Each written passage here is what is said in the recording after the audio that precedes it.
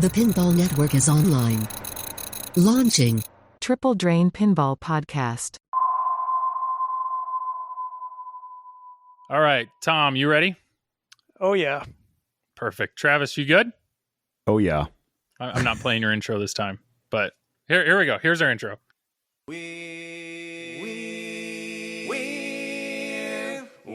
three guys who like to talk pinball, so we came up with a clever name.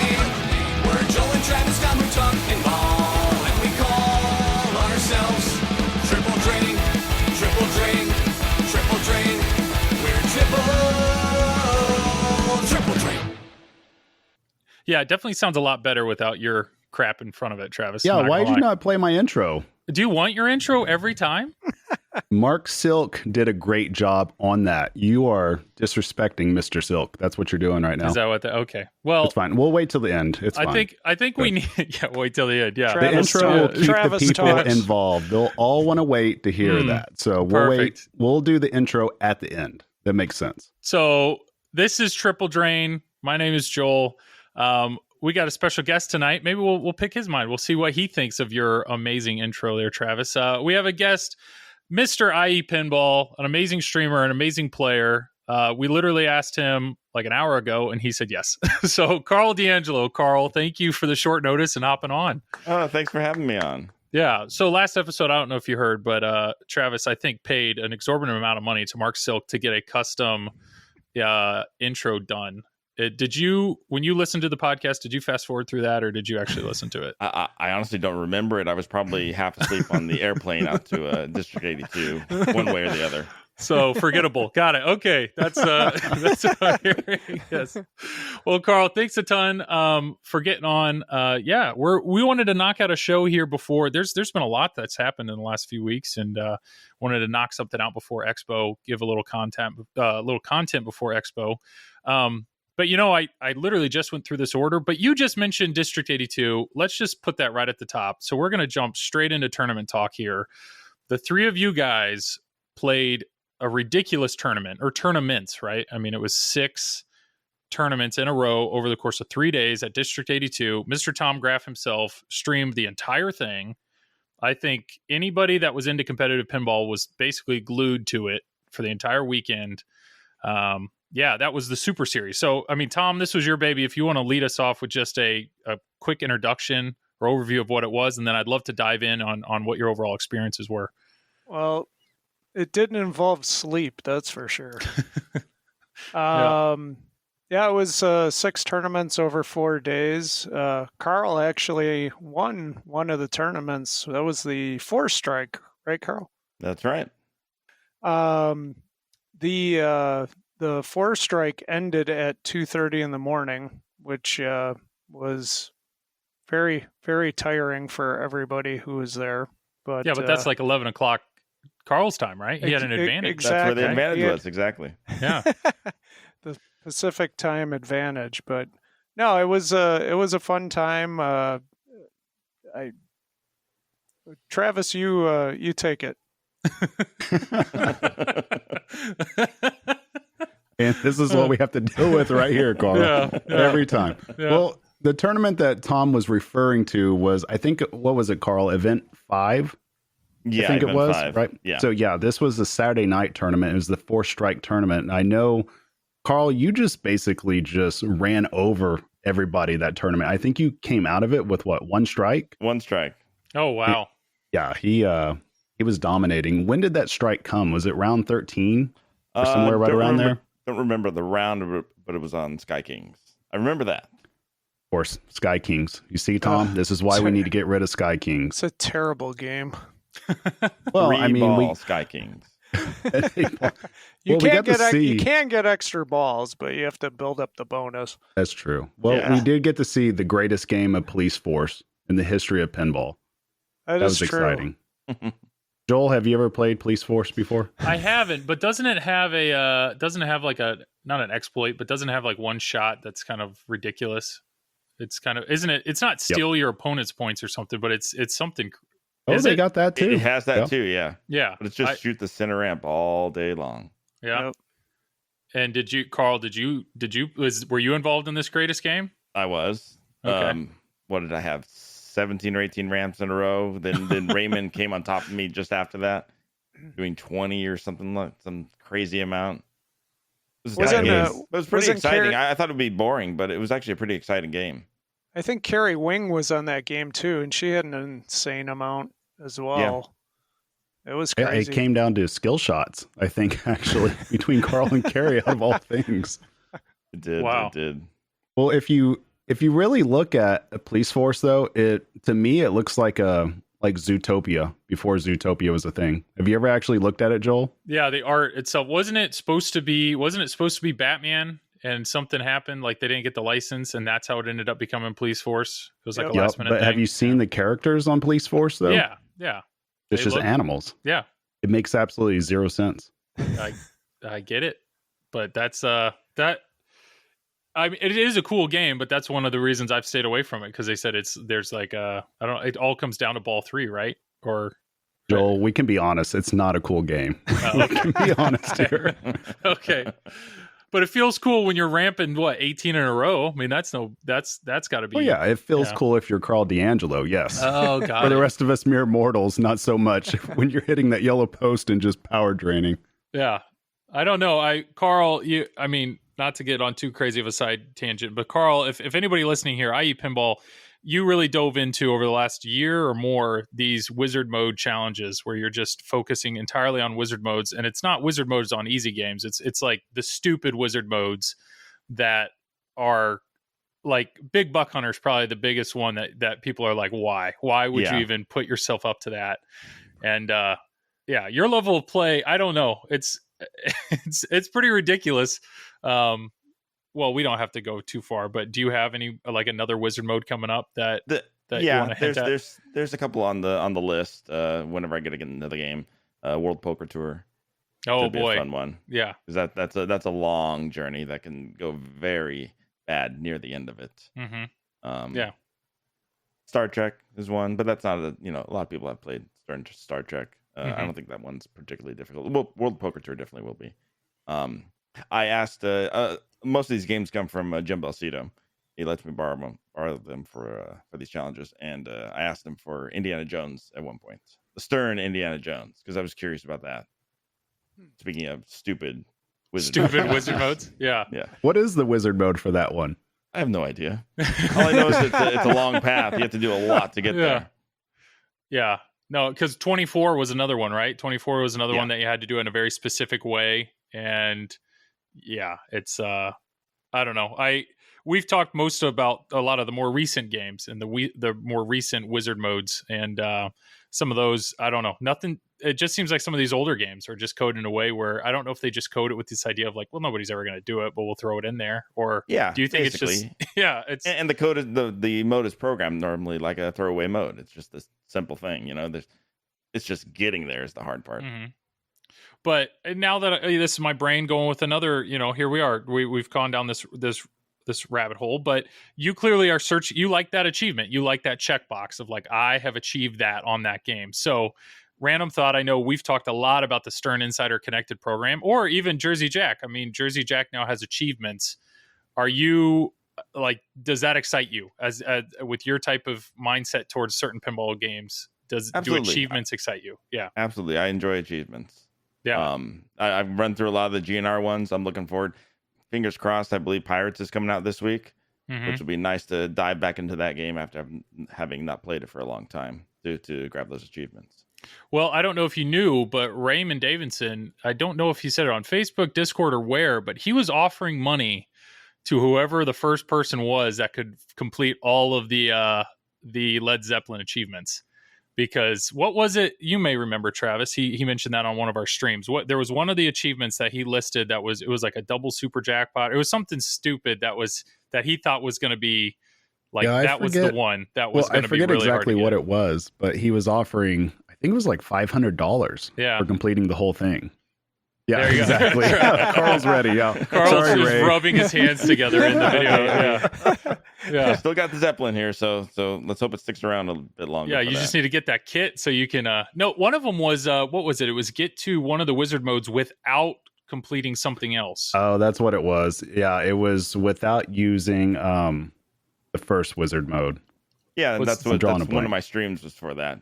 Yeah, exactly. So Carl's, you've already Well, done Carl's that. done, yeah. haven't you done? Yeah, so Carl's like, okay, easy 500. Here we go. Yeah, let's go.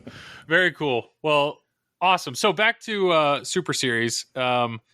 What? Just walk me through that. I mean, I'm not a tournament guy. Real quick, there's 6 tournaments, but real quick, what's the difference between each one? So maybe Karl, if you want to take the lead there. Do you remember? Did you participate in all 6? All 6 of them. There were variations of strikes and match play, basically. So I think there were 2 strikes tournaments and then 4 match play tournaments, right? Just varying scoring systems, or one was a target match play, one had 7-5-3-1 scoring, one had 3-2-1-0 scoring. Yeah.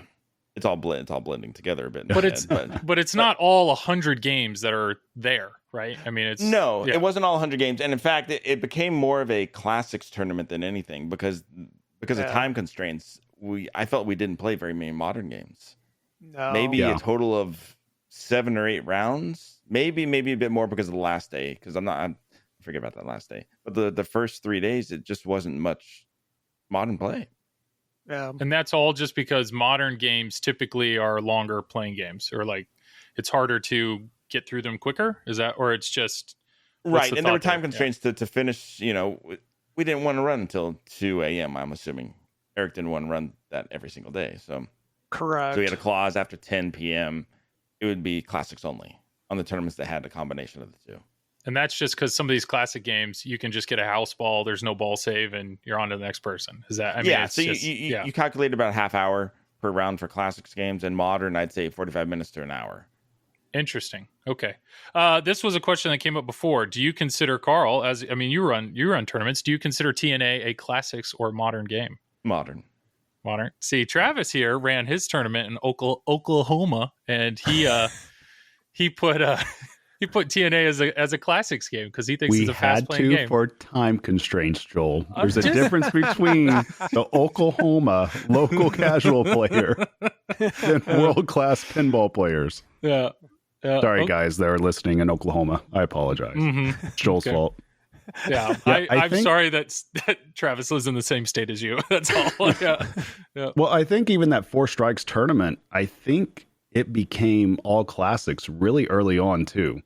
By around the 7th round, I think. And you guys ended up going, I think, 16 rounds total. So that whole tournament ended up becoming very classic centric. And that's the one thing I'm hoping next year when they have the Super Series. I'm hoping that it's kind of allotted in to where they do mix in moderns a little bit more, if not possibly even have a full tournament dedicated to just moderns. Because I'd rather see them make those games play a little bit more difficult. So maybe you can bring the time down a little bit, but at least give us a shot at playing that. Because I feel like it opens up more style of play. It gives you different decisions to make as opposed to just being stuck on just doing one very specific thing that a lot of these classics games force you into. So that's kind of what I would like to see, because there is so many different pinball machines there. I want to be able to play them all and be in different situations and have to make different decisions that are strategic in nature during the tournament. Yeah. I would say as a viewer, a lot of these classic games I'm not familiar with, or if maybe I don't know the best way to approach them from a tournament standpoint. So I've got to give once again props, Tom, to the commentators and the other people involved in the stream, because the chat was very active. The chat was, you could ask a question of, okay, what's the goal here? What are they trying to do? And knowing that some of these modern games, you don't know. Like if the 3 of you guys were going to step up to, I don't know, Led Zeppelin right now and play a tournament, there's a good chance the 3 of you may take completely different strategies to that game. But these older games is pretty cut and dry. Like there's a thing to do. And as a viewer, that was really cool. It's like the commentators would show it or they draw it on screen. Like, this is what they're going to do. They're going to try to hit this down. For example, like Alien Poker, right? Alien Poker, you want to hit those cards down in the middle of the play field in a very particular order and then cash out. And it's just like, I remember the commentators were explaining that. And the moment they finished explaining it, I think his name's Kaylee. He did it. Kaylee. That's right. Kaylee did it. Oh, Kerry perfectly. George, the pinball player, Kerry George. Yeah, Hey, he's pretty okay, good. I was close. So it's All right. okay. Yeah. but Kaylee did it literally to the T, like exactly what they were saying. They're like, yep, and then boom. And I remember he looked up at the camera because he knew it. Like he knew he just did the thing and it was time to do it again. And I don't know, as a viewer, I thought that was, I mean, a lot of streams these days are modern games. So it was a fun new stream.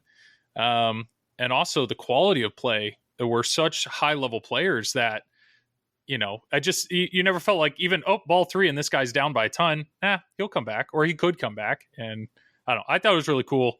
So I applaud the three of you guys for the entertainment. It was a lot of fun.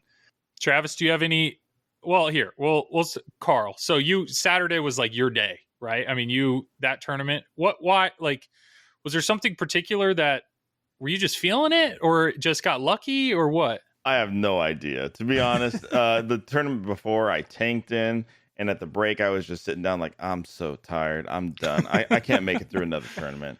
Yeah. And then somehow I got a second wind and just blew through that one. Yeah. Was there anything, any particular game or moment that stood out to you in that tournament, or it's just kind of a blur? No, my favorite moment was probably on Flight 2000, pulling head of Johnny to give him his strike. My buddy. The Plague. The Plague. Nice. Oh yeah, that was round 10, I think, because you had Raymond Davidson in your group right at the time. I remember seeing that. Yeah. Nope, that was a good one. Joel, you need to go back and watch that. There's a lot of that I need to watch. Well, that was another thing I did notice is Ray Day. He's a machine. That guy is good. And just watching him play, and I mean, he won the overall, right? He won the overall thing. Tom, your son Neil was like top 10, right? Overall. Yeah, he kept telling me all week he was going to win Super Series, and I kept laughing at him. And Neil's been playing great. Yeah, that's awesome. Good for him. Yeah. He wants to go to Germany. That's what it is. He does. Yeah. Karl, are you thinking about going to Germany if you qualify for it? I'd love to. I really would. I don't know if I can, but I'd love to. Oh, I'm starting a GoFundMe for myself to try to get there. I'm going to get my kids out there selling like door-to-door candy bars. I got to do everything I can to get up there. Don't you have to qualify, Travis? Yeah. Well, that's okay. Yeah. There is that too. I need to survive all of next year.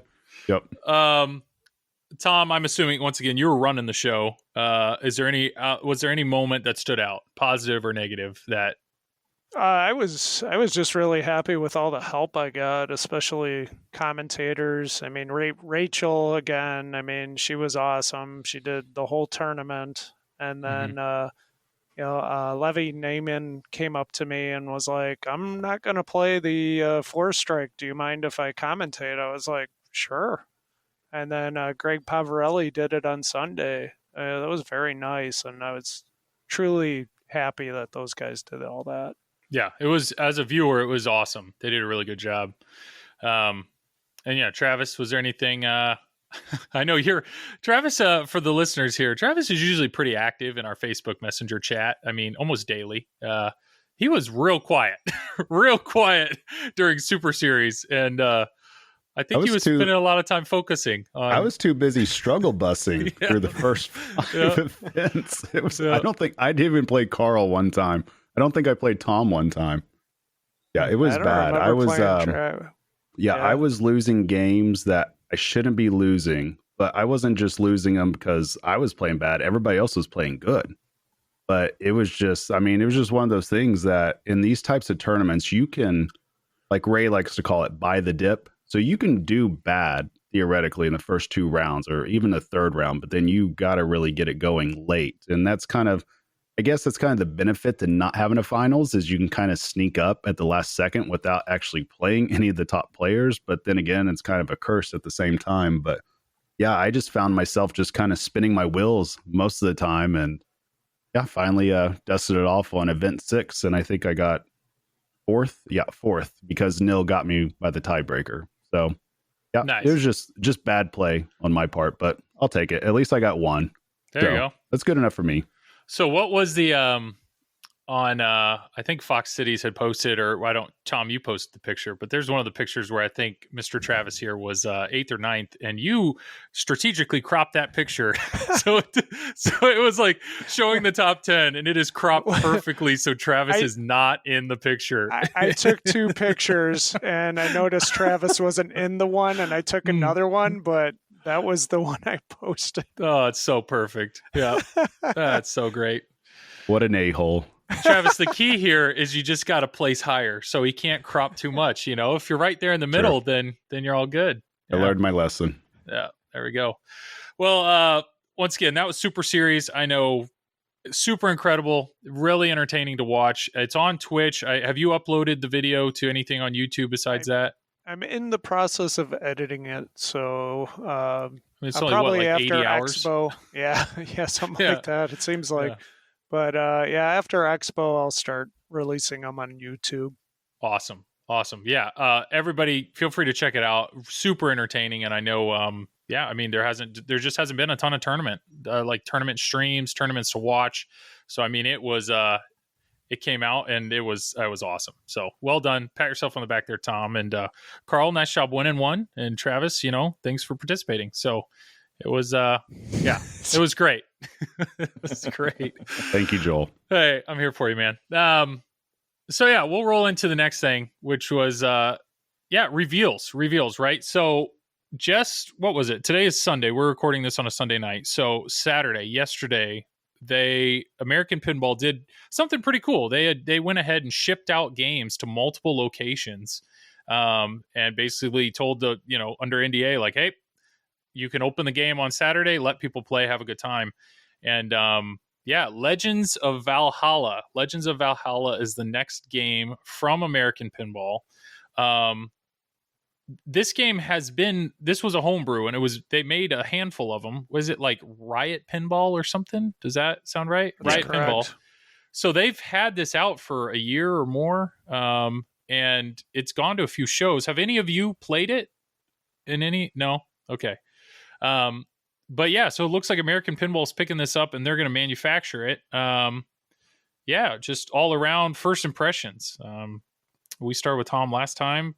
Karl, first impressions of what you've seen from the reveal. I mean, I like their method of shipping them out to locations. That's fantastic. I haven't seen much of this version since I watched the streams that Buffalo Pinball did of the original of the homebrew, and it looked like a fun game. It certainly piqued my interest, but just waiting to play it, to be honest. Yeah, I know there's 2 going out to the 2 Ace Gogies out here, so later this week I'll get to check it out.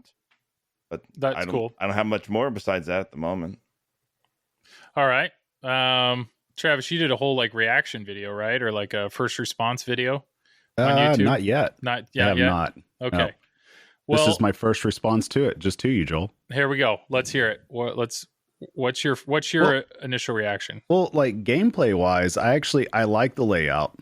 The side ramp kind of reminds me of Doctor Who, like that big giant side ramp. That's what it reminds me of looking at it. But overall, it's funny when I look at this whole package. For me personally, it almost feels like the theme is the weakest part of the whole pin, which I don't know if that's necessarily a good thing or a bad thing. Last I heard, right before we got onto this podcast, apparently American Pinball is looking at upping the amount of pins that are out from 300 to 500. Yeah. And that's what I think a distributor mentioned on Pinside. So obviously they're selling more than what they thought they would, maybe. I don't know. That's up for people to decide business practice wise, whether that's good or bad to go up in the amount. But I mean, overall, I don't know. I would have liked to see a different theme on this. I do kind of like the Norse theme in general, but I don't know if I like that with pinball. I don't know if I'm really connecting with that, if that makes sense. Sure. So rules wise, I have no idea where the rules are at on this. Obviously, just based off the inserts, there's probably going to be multiple modes in this.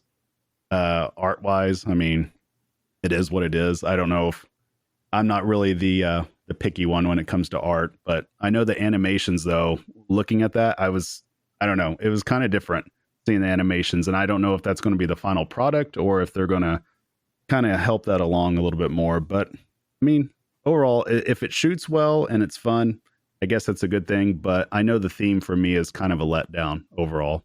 Yeah. I mean, we've discussed this before. At the end of the day, I mean, there's so many examples of games that sell out even sight unseen, and it's based on theme alone, right? I mean, Halloween, Rick and Morty, Godzilla, Led Zeppelin, these LEs are sold before the game's revealed, streamed, anything. And it's obvious, like theme helps, theme sell. And you're right. I mean, you said that the weakest part of this pin right now is the theme, and obviously that's not going to change. And it does surprise me. I was not expecting. When I heard they were going to make 300 LEs, I was like, well, I hope they sell them all. And here we are, 24 hours later, and they're upping that. That is surprising. My biggest reaction was the price. And I think maybe it's because we've been discussing Jurassic Park's home pin so much recently that it's like, okay, that's $4,600 or somewhere in the mid fours. Now Stern Pros are going to be low sixes.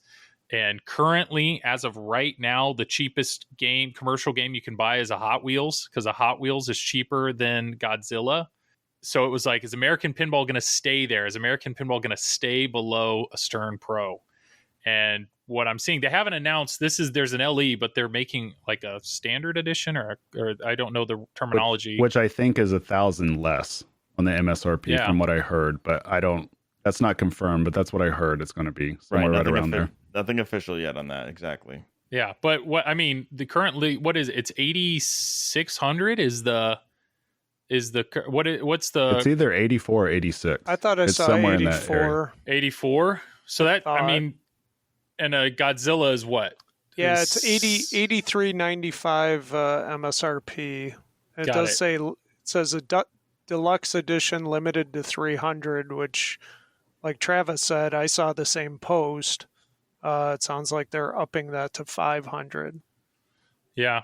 And that was according to, I think it was Kingpin Games. Correct. So until they come out with further confirmation, because I don't think any other distributors have acknowledged this as of the recording of this podcast. So somebody could come out and refute that, but I mean, that's what we have to go on right now. So I'm curious to see if they end up doing something like that, because even on their promo post, it says 300 limited deluxe models and then unlimited classic model. Karl, you're shaking your head. What's your Well, yeah, I'm shaking my head, because if they announce 300, they should stick to 300. So we'll see if it's, like Travis said, if it's official or not. I just don't like the practice of upping a limited edition just because you sold them all. So Stern did it right with Munsters, and I remember it got I didn't a lot like of hate. it then either. It got a lot of hate when they did that. Yeah, I don't think it's a good practice to do. No. I mean, if any company out there announces a certain number of models or units are going out, I mean, if it's a hit, stick to it. To me, you're just taking the screws to your initial adopters and saying, you know what, this isn't as limited as you thought it was. And if I'm a supporter in wanting to pay out $8,400, $8,500, however much it is, then I find out, well, wait a second, there's going to be more than that just because there's great reaction to it. It suddenly doesn't feel like the FOMO is there as much, or that I should have rushed out to adopt this product. So, I mean, I don't know. I'm not a fan of that business practice at all.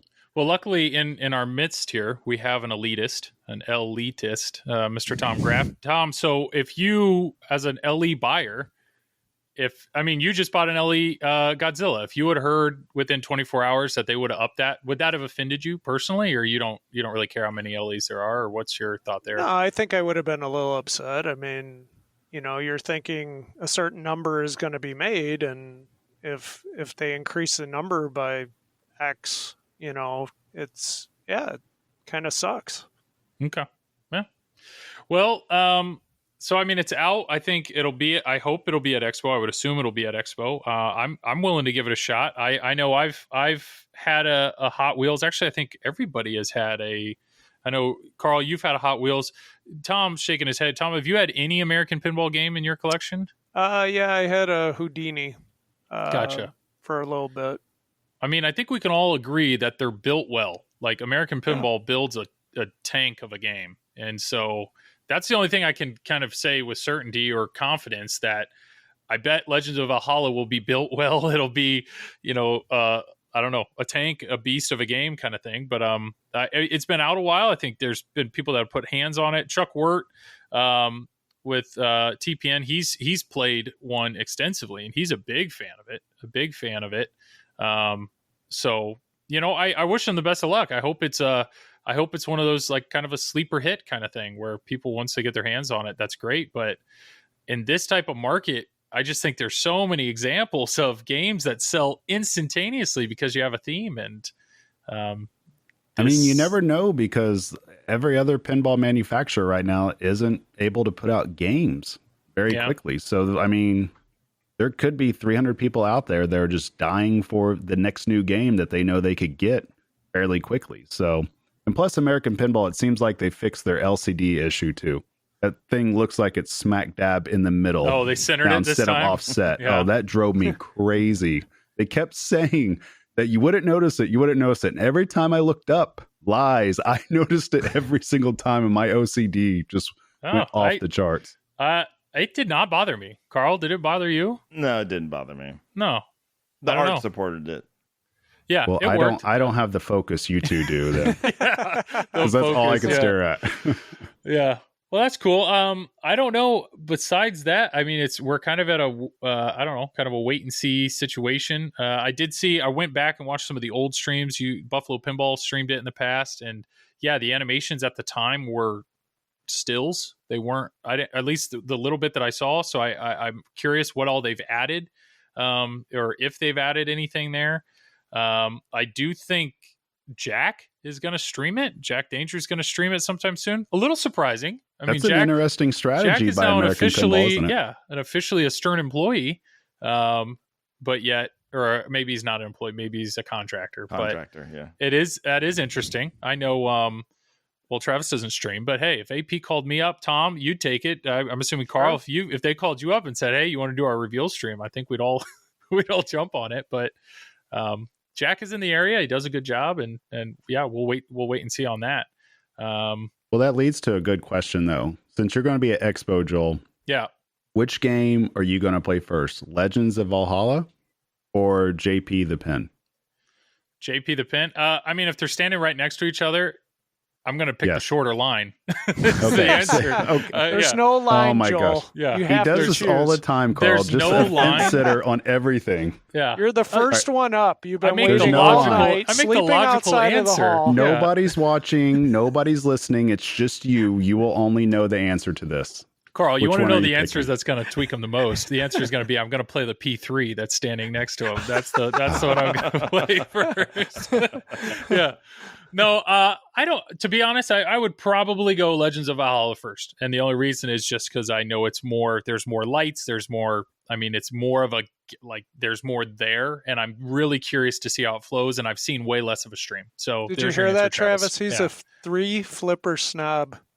Yep. Wow. Yeah. He's going to play a game because it has more lights. Yep. Yeah. That'll Karl, work. have you played a Stern the Pin? Have you played I played Star Wars. Back in the day, I played the Transformers when they had that one. So yeah, I'm familiar with the model. Okay. And do you have any, I know we talked a little bit about this last week, but any quick takes on what you saw with JP the Pin? It looks fun to me. It really does. I mean, I think Jack did a really good job on the design. Mm-hmm. Question is the software. I mean, it's a home pin, so it's not going to be that deep. Yeah. Right. It's going to be a very basic, simple game. And watching the stream, yeah, you can see it's shoot this shot 4 times, shoot this shot, shoot the Raptor pin 100 times. You know, it's that kind of a thing. True. Yeah. So, yeah. But it's going to be a fun game. The assets are all there. I was surprised at the music that they still, were able to get the license or they maintain their license for the music and the art and everything else. So I'm impressed. Cool. I mean, you're decent at hitting wizard mode, so I think you could probably get to the JP wizard mode, the home pin wizard mode. I think. I don't want to put too much pressure on you. No, that would be the video for Karl to get it and unbox it live on stream, set it up, and then get wizard mode on game one. Game That one. was be done almost with it. almost Mando, except I wasn't streaming, of course. But Yeah. Travis has said that. He said he wants to, if he was to stream, that would be his goal, was to try to do an unbox straight to wizard mode kind of challenge. I think that'd be hilarious. But we talked about that before, and I think, Karl, you're probably one of the only ones in the entire world that could do something like that. I think there's only a handful of players that would actually have a chance to do something like that. And that'd probably be the most impressive YouTube pinball video in the history of pinball videos. And then the third is so he hits the wizard mode, and then it shows him screen capturing, posting it for sale on Pinside, like all in one start to finish. Yeah, that's there you go, Karl. That's how you need to up your wizard mode challenge game. There it is. From unbox to sell to resell. Spend $6,000, get a game in here and do it once, and then do it once, post on Pinside. Yeah. Well, very cool. I don't know. Any other last thoughts? I mean, we can wrap on. I don't know. Legends of Valhalla. We talked. I mean, we had a conversation going in our chat. But yeah, a lot of our conversation was basically just on like price. So price. Like, I am really surprised. I really think. I was really hoping American Pinball would like adapt that of like, we want to be the affordable consumer grade model, and we want to stay below a Stern Pro. I mean, low sixes even. It's their limited edition, so right. you don't know what the regular edition's going to be. Correct. Okay, so it maybe $1,500 less, $2,000 less. You may be right. And if that, so let's play that game. Let's say it is.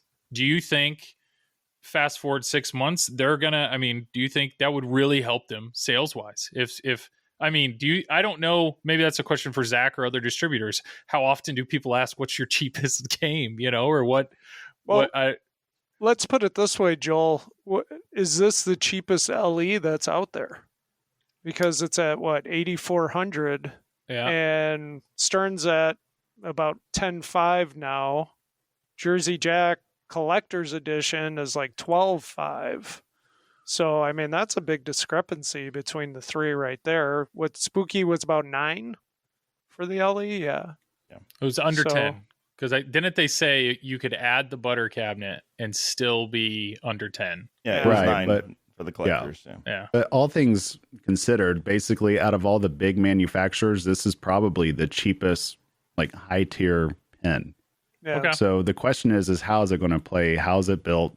How does it feel once you actually have your hands on it? I mean, looking at all the playfield features, objectively, it has a lot of stuff in it. I mean, they talk about hand painted and sculpted figurines. They talk about having a bunch of call outs, which I think Jeff Teolis did.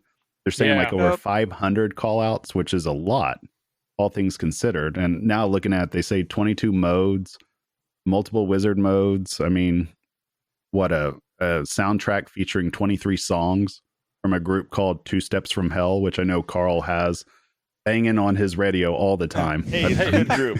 They actually are good. They did the Hobbit, right? Yeah, exactly. Yep. Yes, they did.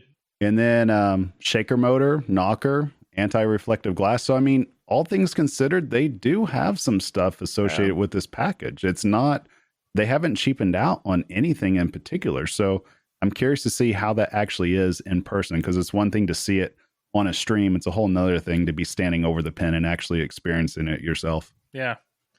And that you may be totally right. I mean, I know like Hot Wheels, there were probably people that bought Hot Wheels because it was Hot Wheels. They're huge Hot Wheels collectors. But the reality is, I think most people that are buying Hot Wheels now, it's from people hearing or playing the game or hearing like, this is a good game. And that's why I think fast forward, it could be an awesome game. The four of us could love it. We don't know until we play it. But the reality is none of us pulled out our wallet and placed an order because there is the unknown. There's the uncertainty. I mean, Tom, I think you said in our chat, if they would announce that this was whatever, I think you named some band. I don't know. I forget. That'd be Rush. Yeah. But like Rush, you're probably, I guarantee you're probably already on a list. And it's like, if there's a Rush pin, boom, I'm in. Yep. And that's the thing. There's no, you can't have those types of buyers, right? Or those pre-sales on unlicensed themes. I don't know. The three of us are talking. I mean, Karl, do you have any opinion on unlicensed theme that hasn't been like that? It's unique, or what are your thoughts? That's or unique, you don't really, or not unique, but I like seeing them come out. Everyone wants these unlicensed themes, right? Everyone wants to see these games. But yeah, the fact is they don't sell as well. Yeah. If American has in fact sold 300 of them, and are considering upping the numbers to 500, I mean, to me that's a tremendous success at this point in the game, without question. The thing that concerns me is they've said it's a 6-month lead time for those 300 games. So, at this point, even if I was interested in the game, it's 6 months down the line for a regular edition. I don't really want to wait that long. Stern's going to come out with 3 more games before then, probably, or who knows what. JJP announces they're next. And there's so much coming out. Yeah. Yeah. You know what's scary is at some point the market is going to implode with all these companies coming in and games being made and Yeah, but realistically, though, the only people that's going to hurt, because we talked about this before, I don't think it'll hurt Stern's bottom line because No. they're able to get the themes out. They already have stuff planned out for years at a time. I think the ones it's going to hurt, it's going to hurt Spooky, and it's going to hurt American Pinball. I think those are the two that are just smack dab in the crosshairs of it. So just like Karl alluded to, just taking a 6-month lead time yeah. for 300 games, that is a long time. That is a long, long time this day and age. And if they are going up to 500, then we can safely assume that might be 8 to 10 months then. Right. So, I mean, it's just one of those things that when you're dealing with companies that only have enough to do one line and only X number of games, I mean, it's going to be an uphill battle regardless. And especially, it's still going to be 6 to 12 months. They said earlier today on the news about the supply chain issues. So, I mean, it could be, what would that put us through? That would put us somewhere summer of 2022 by the time they get done with this run. Yeah. And I think Dave Fix has already said, I mean, they have other games in the works. So they have a time frame. Well, American Pinball is unique because they still technically make Houdinis and they still they have never stopped making any of their games. So, but I still assume they have an allotted time of, we want to devote the majority of our attention to Legends of Valhalla for whatever, a year. So if they saw they had enough sales in 24 hours that, hey, if we can spend that entire year making LEs, we make a lot more money making LEs than we do LEs and then some classic or standard editions. I mean, I doubt assembling an LE takes that much more time than it would assembling, a standard or edition. So I don't know. But I think, Karl, you had a good point, though. I mean, if they're doing that, if they're increasing, this is a success. This is something we should, we may have our thoughts against licensed versus unlicensed, but hey, look at these guys. I mean, they're selling apparently. So cool. We're going to talk about this a little more, but Expo, I hope they're at Expo. I hope people play them at Expo. I hope they get a bunch more sales after Expo. I mean, why not? I mean, I'm all for having better. I mean, I'm all for more pinball, but I'm definitely for good. Like, if you give us good games, let's go. We don't just need boxes of lights or anything, This would be a bad transition, but it is the next thing on our on our list here. And Halloween. I still have yet to play it. Travis, you've played it. You've voiced your opinion many times. Tom, you have not played it, correct? Correct. But Karl, you own one. You bought one and you streamed it yesterday. So feel free to share whatever you want, your initial thoughts on Halloween. Yeah, I tossed my hat in the ring. I thought if I could get a low number and get the game early enough, I would take a shot at it because it looked interesting to me. I like the theme over Ultraman, for sure for me. Just the dark, spooky, and I think they've got the atmosphere right on the game. It does. You turn the lights off in the room. The sound is actually pretty good. The overall feel of the game is nice. After my 2 days of play, yeah. So I streamed it yesterday, and encountered the usual, I guess I could say usual spooky issues with early games. Although I don't consider this an early game at this point. This has been 3 months since the release, since the announcement, since the release. In my opinion, it should be a lot further along than what it is. So yeah, there's issues. There's bugs all over the place. There's balls unlocking that shouldn't unlock. I encountered 2 major crashes when I got further in the game than what they've programmed, is my assumption. So my first crash was I had played through all 6 pumpkin modes. The drop targets came up. I hit them again to start what would be a 7th, and the game crashed. Later on, I changed the order that I did things in. So I did the pumpkin mode last, and it lit the wizard mode. And I was shocked to see the wizard mode was actually in the game. So it's what Bug had described in all the promotional stuff, where you lock 7 balls, 1 in each scoop, I start shooting them, going through, and I'm up at the top play field, and the right flipper won't go.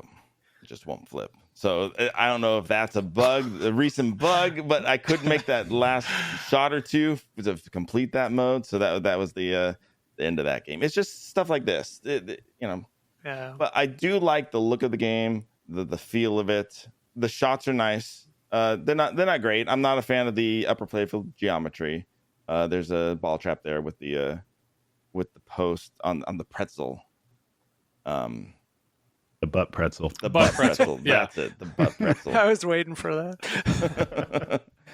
So I mean, it has potential, but it's not there now. I'm concerned based on the programmer's history about how long it's going to take to get there. Interesting. Yeah, so we've talked a lot about Halloween. So the elevators, what's your thought on the you hit a scoop, so instead of that scoop and that ball firing right back at you, it disappears. I have no problem with that. Okay. So before getting my Halloween, I played Ultraman on location. Okay. And so yes, first time someone steps into a game, the ball goes right by them. Ball goes right down the middle.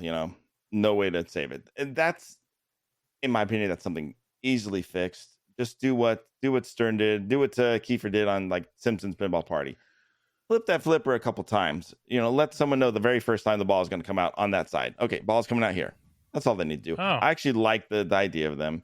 I do prefer a scoop firing the ball back at me, but they're novel, they're unique. I like them. Okay.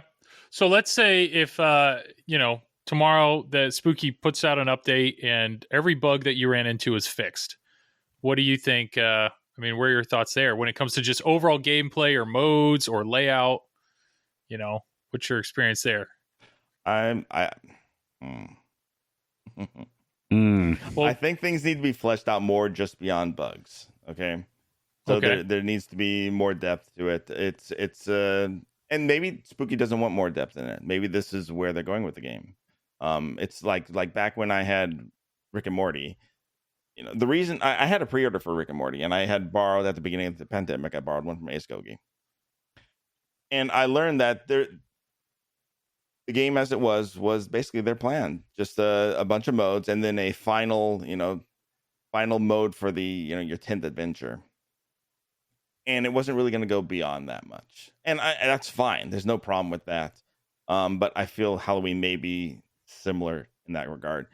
For me, it may be a bit too shallow to stay in my collection for long. It's considering I went through everything already, and the second day concerns me, or everything. I'll say it for Karl. They need to revamp the rule set and make it worth your while to hit certain shots. Yeah, score balancing, all that stuff. Yeah, they have a lot of work to do, without question. Well, did it not drive you crazy to have the first upper playfield basically be bricked out during certain modes to where even if you drained down to the upper playfield, you didn't need to flip it all. You just had to let it go back through the motion or let the ball come all the way back down to the main playfield. I mean, for me, I didn't really like that because if I'm going through different parts of a multi-tiered game, I want a reason to be at each place. And if I accidentally end up in a spot, I still want to have something to do to give me reason to flip the flipper in that spot. So I feel like a lot of this rule set prematurely locks you out of certain parts of this game when it shouldn't. At least to me, it shouldn't. Yeah, absolutely. When you get up to the house and you're trying to finish that final shot, up that side ramp and it drains out, you're waiting 7-8 seconds for the ball to drain all the way down, drain down to that mid playfield, wait for the lift to bring it up and shoot again. And then you're doing that over and over a lot of time because you missed that final shot. That final shot is on the very tip of the flipper, which is not a simple shot. So you're losing a minute and a half, 2 minutes trying to get back up there just to get that single shot. Yeah, so I agree with you completely. There needs to be something to do at all times. Well, so Simpsons Pinball Party, right? There are points in the game where you have to get that ball on the couch. So you have to hit the garage. You got to get up there. You got to load the shot behind the TV. Then you got to and if you miss the shot, you're waiting. I'm just trying to compare it to something that does it right. Is that fair to say? Like, if Simpsons, because I don't know, I don't hear people complain about Simpsons Pinball Party and the ball taking too long when you drain off the upper playfield, Right, rolling because down the the ball monorail comes and right whatnot. back to your right flipper and you pop it back into the garage. go and right you're back 2 in to there, 3 yeah. seconds. Yeah. Okay. So is there I don't know enough about the mechanical aspects of how the game, is there anything that Spooky could do to speed up that process? They've talked about staging balls in the scoops, or at least one of the scoops. I don't know if it's the left or the right. So one of them has multiple optos, the other one has a single opto. So I don't know which side is. I haven't looked at it yet. Yeah, if they can stage a ball, just like they did with Rick and Morty, they always have a ball staged in the house. So when it goes in there, it kicks it out right away. Okay. Yeah, I don't know. I mean, we've talked a lot about Halloween, and I know some of our streams have.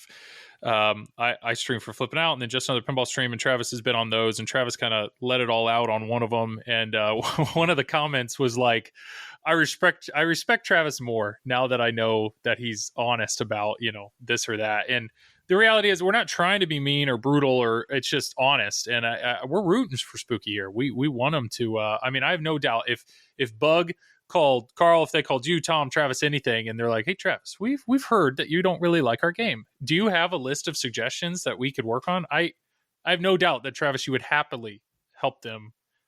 Well, yeah, it's those, just, here's the reality. Making pinball and doing rule sets and doing design work is difficult.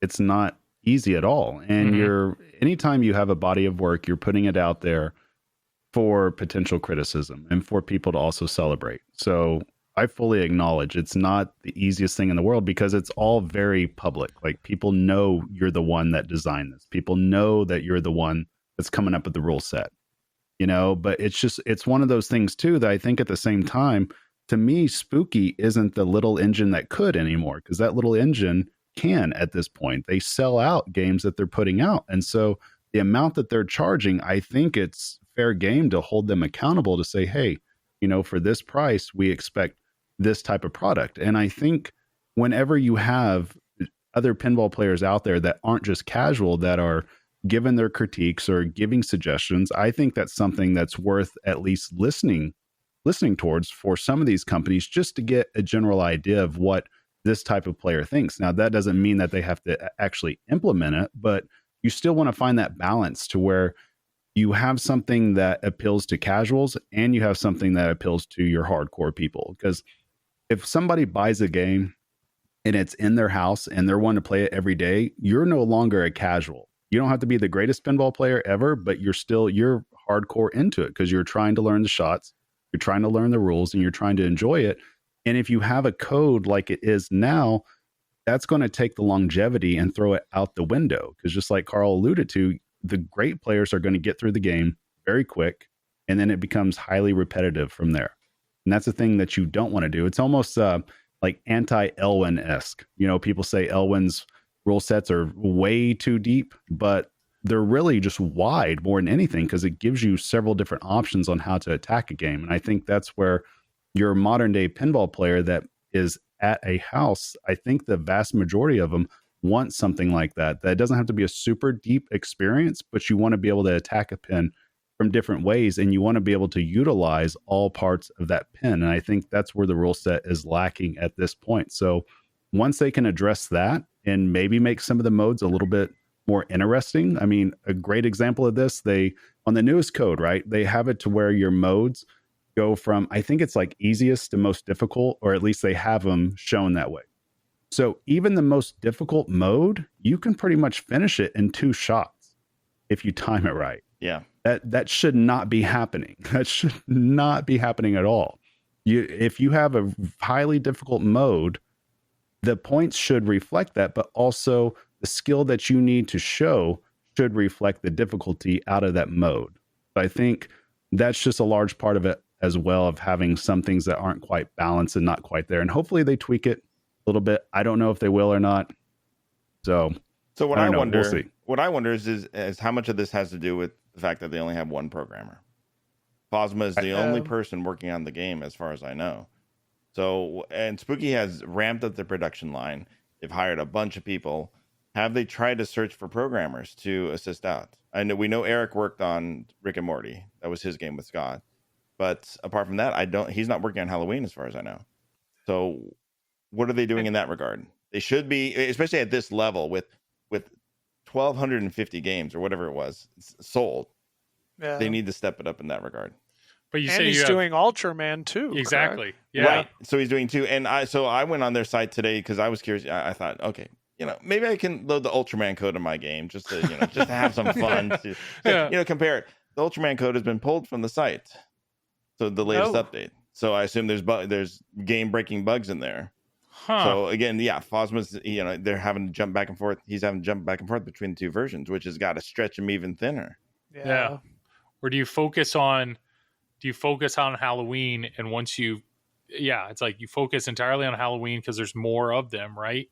And so it's like make that your priority, and then once you hear that release is good, then you spend the time to swap out all the clips and everything to get into Ultraman. I mean, but the problem is there's already Ultramans out there. Mm-hmm. So since you're doing both at the same time, you got 2 different customer bases that want their game to be fully fleshed out. So yeah, if they don't have other people helping out on this, I think that's, lack of a better term, I think it's batshit crazy at this point. If you have that many games out there, because that is a lot of stress on somebody. And obviously, if you're the only one, or at least one of the only ones working on a project, and you're on constant deadlines, that's where mistakes will start to creep in. And yeah, we're seeing it with the amount of bugs that are happening right now. So if any listener is a pinball programmer or wants to be a pinball programmer and wants to move to Benton, Wisconsin, I would send your resume to somebody because they could use you. That's for sure. It's a really small town, Joel. Yeah, I think we on stream the other day pulled it up on Google Maps, and we're joking about how. Oh, Tom didn't see that. Yeah. Yeah, it was like, where was it? Was it you, Travis, that said you Googled it and you wanted to see where the closest food eatery was, and it was only 3 bars or something? We found it. Yeah, they have 3 bars and and a restaurant, and I think they got a couple stoplights too. Yeah, it's like a town in Oklahoma nearly.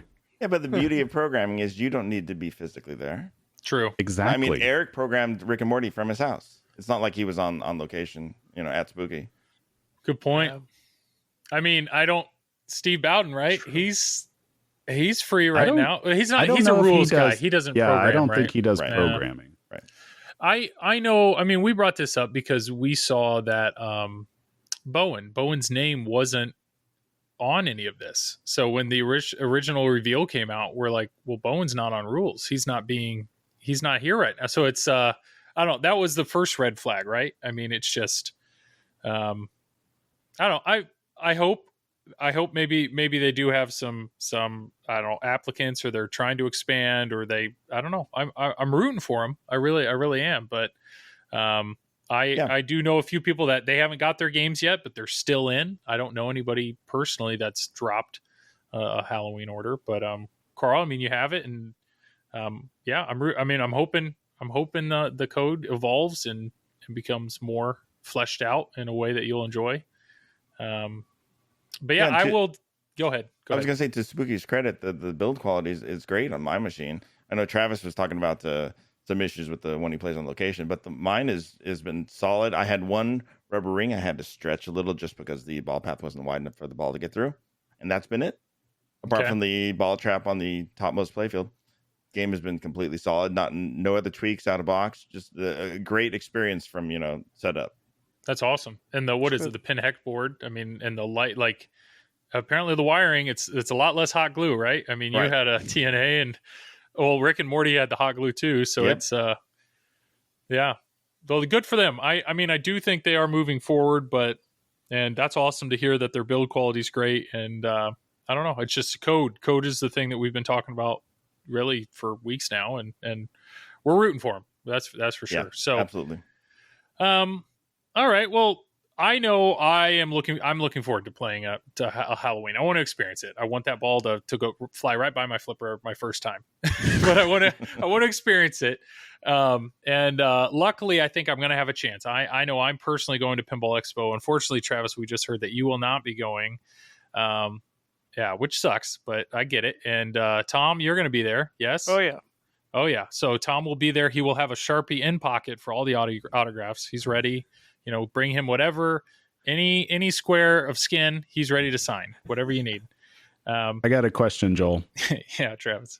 Halloween or Legends of Valhalla? Which one am I going to play first? Yep. Probably Halloween, just because we've talked a lot about it, and I want to experience the elevators. I want to experience the butt pretzel. Like, I think I want to experience that more. Just Somebody it's please unique. clip that. I want to experience the elevators and the butt pretzels. Clip that. We're not streaming. What do you? Okay, somebody will clip it. It's fine. Karl, are you going to Expo? I am not. My trip was the Super Series. Okay, that's cool. That's cool. You got enough, Tom, so that's fine. Yeah, that's great. Well, I know we're going to be there. This is it. This is my first pinball expo of any kind. I've yet to be to any pinball convention. I know this is a big one. Obviously, we haven't had it in a year. I don't know, guys. Do you have any recommendations? Do you have any what to expect? What should I don't, to the listeners, this may be their first expo, or maybe there's things. For example, Pinball Olympics. Pinball Life is hosting this Pinball Olympics, which is apparently you get to play some crazy games. Like they set the games up really odd, where like there's videos out there, like an Addams Family, where instead of them using normal glass, they put in this like glass that's really hard to look through, and it's this really strange pinball tournament. So guess what, guys? I'm actually playing in a pinball tournament, but it's of really unique games. I've just heard from multiple people like, you got to do it, so I'm doing that. But besides that, I don't know. The three of you guys have all been there before. Where, what am I walking into? What are my expectations here, or what should my expectations be? It's hard to say because it's a new location. Okay. But Are you asking as a casual or as a tournament player? Well, I am not. It's two different yes. things. I am not going to play as a tournament. Maybe then I'm asking the wrong three people, right? Because I think Tom is streaming the whole thing, so I think I know where you're going to be. So if I need some Tom time, I will. I'll just wander over there, and maybe I can announce something for you, or not announce, but commentate something for you. I don't know. Absolutely. But sure. I mean, tournament. Go ahead. So people that are coming and they're playing their first tournament, what do you have any words of advice for people coming to Expo playing in tournaments? Make sure you come on Thursday because that's when qualifying is. But it's I believe it's limited. It's kind of like a limited entry. I think you get 12 entries, and you have to qualify on 6 games. So it's like your best 6 scores. So you can play whatever you want, or there's a. Well, they'll have a tournament bank, so you got to play the games in that tournament bank. So you're basically trying to get the highest score you can based on all the other players, and then they'll rank you based on all your highest 6 scores on 6 games. This is the everybody qualifies tournament, unless you're restricted to A. If you're restricted to A, you must qualify in A this year. That's the first time they've done that, I believe. No, they've done they that. Did that last year? Okay, yep. Yeah. All right. Otherwise, if you're not an A player, you just register, play your games, and you'll qualify somewhere on the massive bracket. There you go. So just have a pulse. You're good to go. Have a pulse. Joel, you can do this. I could qualify is what it sounds like. You can. Well, yeah. I mean, why are you wasting your time on Pinball Olympics? Come over and play the real tournament. Yeah, they'll basically split the field in half, and the top half goes into A division, and the bottom half goes into B division. Gotcha. We're using Karl software For the qualifying, yeah. Which is pretty awesome. Nice. Well so done, you got Karl. all that, Joel? You know what to do now? Show up, have a pulse, know. There you go. Play a bunch of games, yeah. As a casual, if you're going to a big event as a casual, I would say always know where the liquor or the beer is. So you want to get to that early because the lines will get long. Okay. If you're into that type of thing. If you're into seminars and stuff like that, be sure and check out whatever the schedule is so you can make sure you get to that early, because you don't want to be one of those that's way back at the end or anything like that. Other than that, I would also say the people that you know that you're going with, get a group messenger together, because you will get split up. That'll just make life a lot easier in planning out where to eat, where to meet, because you don't want to be like Tom and show up 30 minutes late to where we're supposed to be in eating and make your whole group just sit there and wait. So you don't want to do that. When did I do that? All the time, Tom. Yeah, I don't want to bring up N-Disc again. I don't want to do you dirty. Or no, it's Pen Masters. Never mind. But yeah, so I mean, you'll have fun, Joel. Overall, I mean, there's a ton of people Yeah. that go to these things, and so you'll see everybody. So I mean, it's like anything else. You say your highs at the very beginning, and then you have the awkward passing by over and over again, where you see them 5 or 6 more times, and you don't know whether to keep saying hello over and over again. I mean, like any other event. I'm telling you right now, I will say hi to Dennis Kriesel every time I see him. Every time. every time. I've heard wear comfortable shoes. I know that was another thing, right? Wear comfortable shoes and wear deodorant. That's I think yes. Please, everybody that's going, please shower. Please put on deodorant. And wash your hair. Sounds good. Yeah, and there is going to be a things. TPN booth, right? So you can maybe go over and hug Dennis there. There is, yes. I've heard the flipping out. There's a flipping out booth, and then right next to it, there's going to be a TPN booth. And I think Zach's planning on having at least 1 or 2 games there, so he's hoping some people will come by and play those. And yeah, to be honest, the reason I'm going is I'm excited to meet people. That's really what it comes down to. Excited to meet people, see them face to face. Karl, you're an active streamer. You have people that show up to every one of your streams, and if you have a chance to meet them, face to face, I'm all for it. So that's all I care about. Maybe there'll be some show specials on certain pinball things that I would pick up. But otherwise, yeah, that's all I care about. Because the tournament. Joel?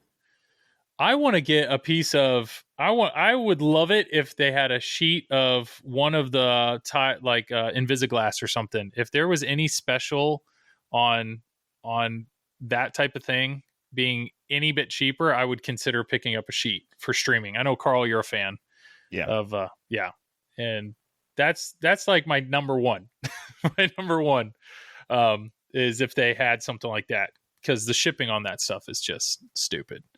But I don't know. I just want to meet people. That's all I care. That's my expectations. The tournament, though, if you're saying you registered for the tournament on Thursday, how much of a commitment is it? Is that your whole expo? You're going to be involved in that tournament?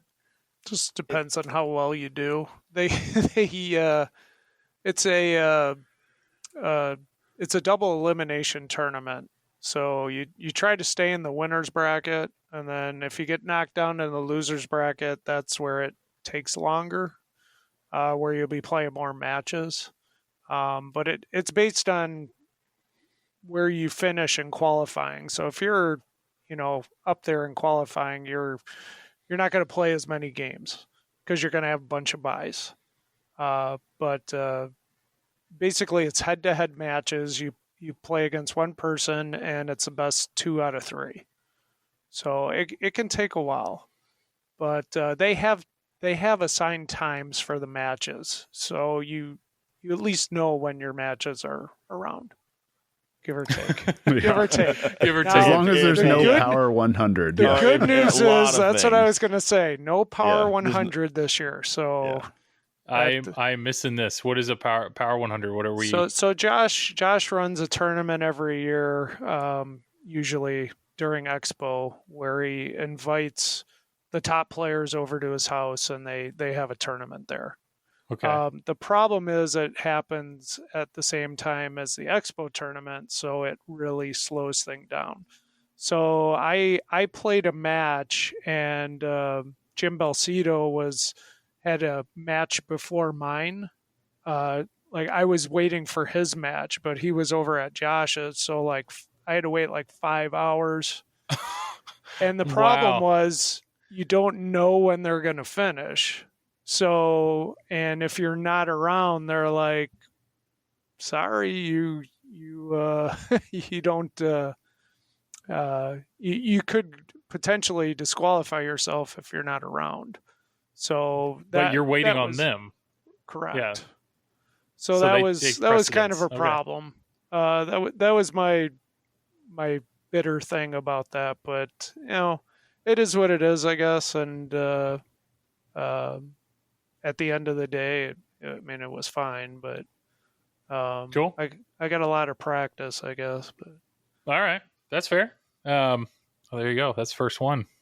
Apparently, Karl, I don't know if you heard, but apparently I'm trying harder now. but one episode I apparently I responded with "That's fair" to like everything Tom or Travis said. So somebody said that should be a drinking game, and I think Travis has taken it to heart. Again, the biggest fence sitter in the world, Karl, on any subject at all. But I love you, Joel. But that's the thing is the idea of playing in that tournament sounds really fun, but I also, what intimidates me is like, I don't want to be locked into that. If there's a chance that I could, like, if you play like Karl, you'll be locked into it. If you play like Tom and I, maybe not so much, I haven't played in a tournament, so for hours. If your first match is, midway through the bracket and you lose that, you're waiting for the loser's bracket to catch up to you. 4 or 5 hours is not uncommon, even without the Power 100 tournament. Right. And if you last into Saturday, you won't be going to Pinball Olympics either. Yeah. And I know, for me, I'd rather go to that at this point. Pinball Olympics? Oh yeah. Yeah. Pinball Olympics is pretty slick. Well, how much is Pinball Olympics compared to the main tournament? Because isn't the main tournament, it's 140, I think? I think it's for entry fee. It's like $80, $60 80 or $80 for Olympics. 80. I don't know what the main tournament is this year at Expo. Yeah, main tournament is 140, but that includes your Expo passes too. Oh, okay. So I didn't know that. TPF. Okay. Yeah. Well, that's cool. Does Pinball Olympics include your pass there, Joel? No, why are you've just decided, you don't even know what Pinball Olympics is, but you've already learned that you just hate it.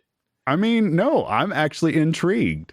Pinball Olympics. I will fully admit the format of Expo, of their main tournament, I hate the format.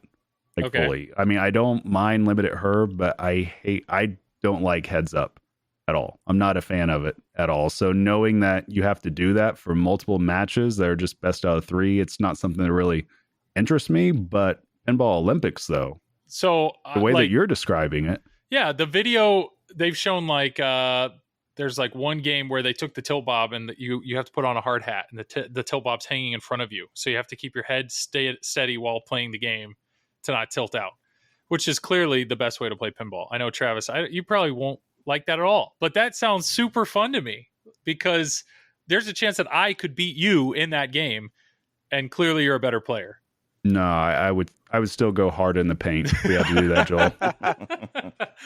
Karl, have you seen the videos that I'm talking about? They're great. He's got a black hole this year with the spinning tunnel, at a fun house. So you're playing, the whole world's going to be spinning around while you play it.